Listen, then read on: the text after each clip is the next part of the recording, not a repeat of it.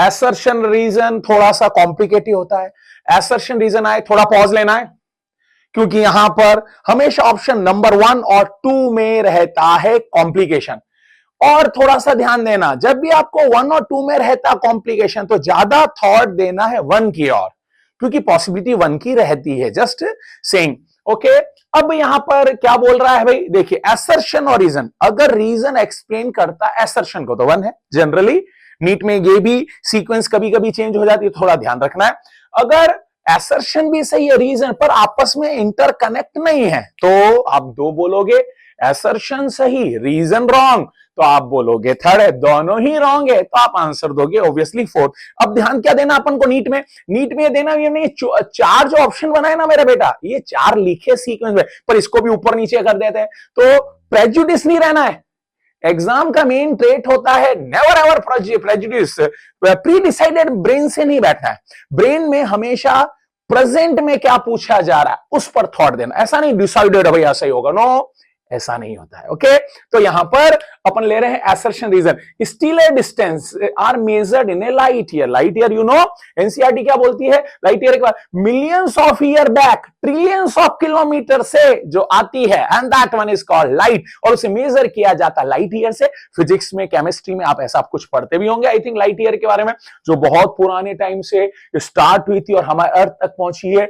Millions of year पहले से trillions of kilometre से आ रही है, तो इसे आने में बहुत समय लगा है। कहां से आ रही है, जिसके पास में खुद का लाइट है। खुद का लाइट किसके पास में, स्टार, तो स्टार से जो लाइट निकल रही है उस लाइट को क्या बोलोगे, लाइट ईयर बोलोगे। और उसके डिस्टेंस से जो, उसके डिस्टेंस को जो मेजर किया जाता है वो लाइट ईयर है। अब ये इनडायरेक्टली क्या कह रही है कि भाई जो आपको लाइट दिखाई दे रही, जो स्टार क्लियर स्टार है उससे दिखाई दे रही, वो लाइट चली कब थी, उसकी गड्डी कब शुरू हुई थी, millions of year back, at the same time trillions of kilometre से आ रही है। तो ये तो बहुत पुरानी बात है भाई, पुरानी बात है यानी आज की तो है नहीं। तो पुरानी बातों को क्या कहते हैं, ओरिजिन ऑफ लाइफ की बातें हो रही है, इवोल्यूशन ऑफ लाइफ की बातें नहीं हो रही है। तो आई थिंक आपको ये बात समझ कि जब आप लाइट को देख रहे हो, देख तो आज रहे हो, पर वो निकली तो थी माय डियर स्टूडेंट हजारों साल पहले। तो व्हेन वी लुक, रीजन पर ध्यान दीजिए, when we look at stars in a clear night sky, we are in the way of looking back in the time. Obviously star की लाइट निकली थी बहुत सालों पहले, दिखाई आज दे रही है। तो जब हम एक दूसरे से बातें करते हैं तो इवोल्यूशन ऑफ लाइट की और बातें करते हैं, पर जब हम स्टार की ओर देखते हैं तो एक्चुअल में हम ओरिजिन ऑफ लाइफ की बातें करते हैं। तो स्टीलर वाला भी सही है। Second, look toward the star, ये भी सही है। और दूसरा जो रीजन है यानी वह एसर्शन को एक्सप्लेन कर रहा, तो ऑब्वियसली आंसर रहा 1।